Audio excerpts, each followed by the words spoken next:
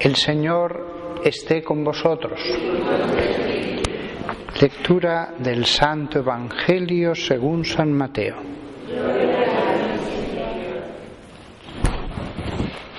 En aquel tiempo llegó Jesús a la región de Cesarea de Felipe y preguntaba a sus discípulos: ¿Quién dice la gente que es el Hijo del Hombre?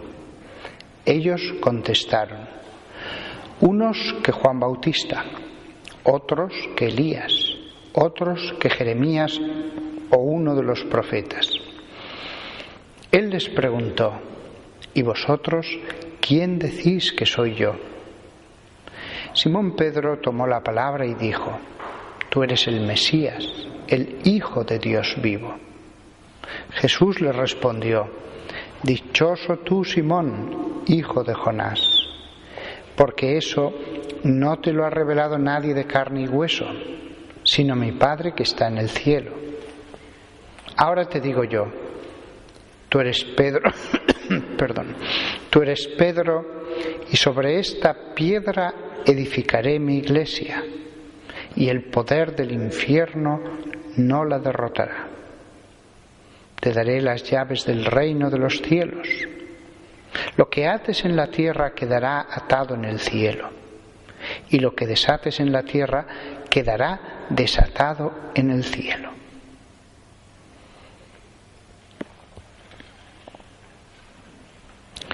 Palabra del Señor.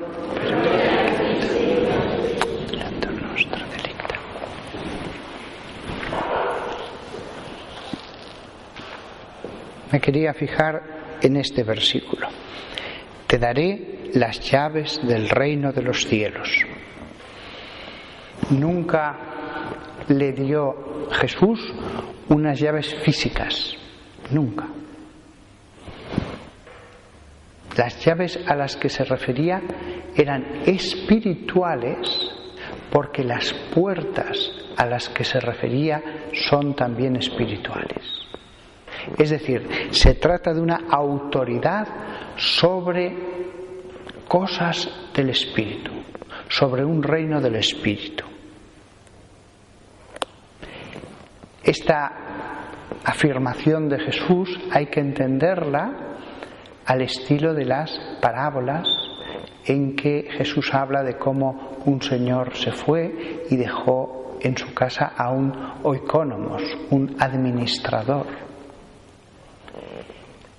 En esas grandes casas con muchos criados, servicio, etcétera, etcétera, había un administrador y había siervos que eran los que estaban más abajo, pues que cultivaban los campos, vendimiaban, y en medio había distintos grados y rangos en una de estas grandes villas de la época del siglo I. No el administrador actuaba directamente sobre toda la casa. Había distintas partes de la casa, distintos aspectos de tanto de la casa como de los campos que estaban divididos en rangos. Sobre todo en las villas romanas eso está estudiadísimo.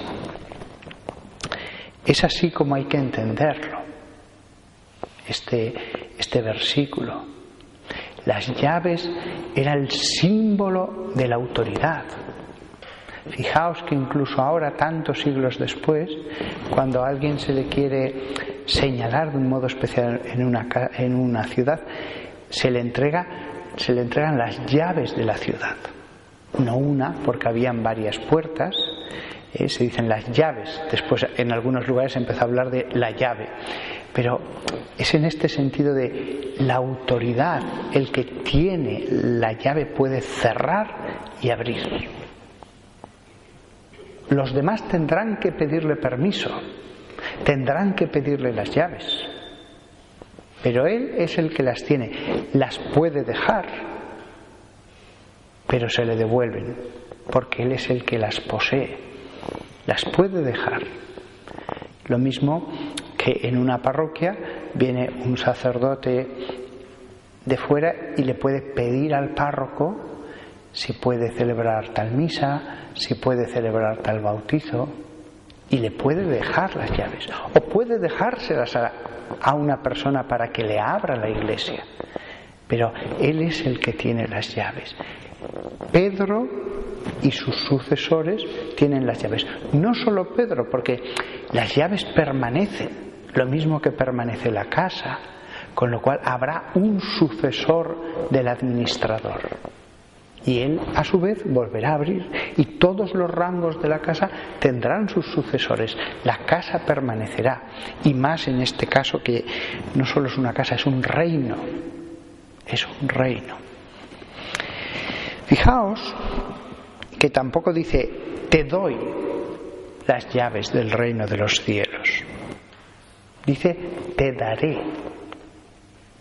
Todavía se estaba formando, todavía estaba preparándose, todavía no estaba suficientemente preparado.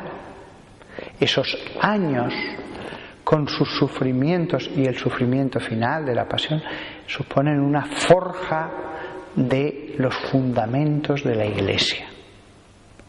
Y después Él tendrá las llaves.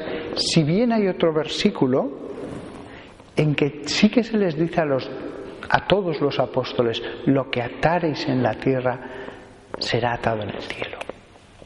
Las llaves solamente aparece que se le entreguen a Pedro, pero atar y desatar, símbolo de autoridad, se entrega a todos los apóstoles y a nadie más. Es cierto que aquí se dice en singular y unido a las llaves.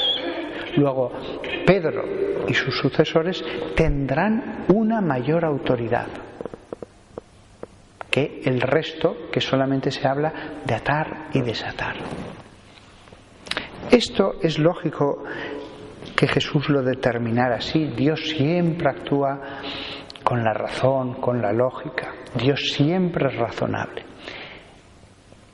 Dejaba una iglesia organizada, constituida.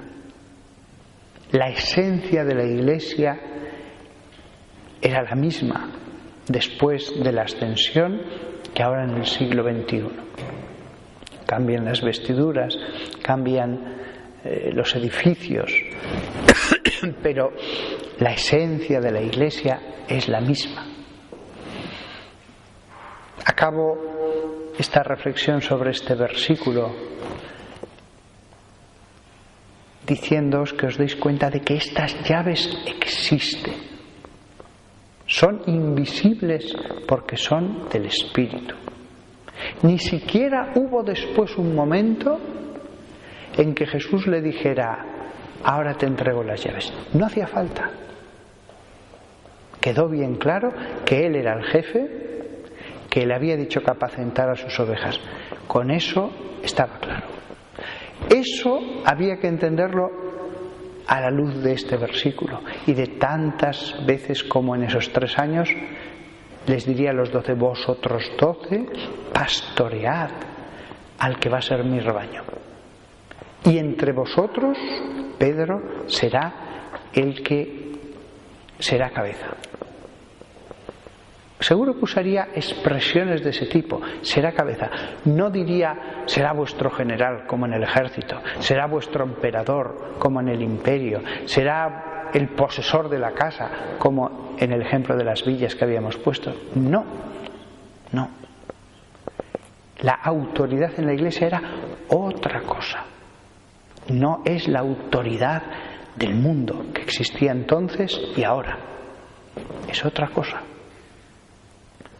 De hecho, ni Pedro ni sus sucesores son el Kyrios, el Señor. No, solo hay un Kyrios. Solo hay un Basileus, un rey. Los demás todos son siervos. Es otra autoridad distinta. Y él usa expresiones del tipo de atar y desatar, la llave, el administrador de la casa, pescadores de hombres, etcétera, etcétera, etcétera. Y esa forma de ejercer una autoridad espiritual es la que se ha conservado hasta nuestros días. Que todos nosotros, por lo tanto, amemos no solamente al Pedro y sus sucesores que aparecen en este versículo, sino a todos los apóstoles. Y aquellos incluso que participan un poco de su autoridad, la de los apóstoles, los presbíteros, los diáconos. Qué cosa tan maravillosa es la autoridad espiritual. Realmente deberíamos ser santos. En ningún lugar se dice que nosotros, el clero, tengamos que ser más santos que los laicos. No. Vosotros podéis ser mucho más.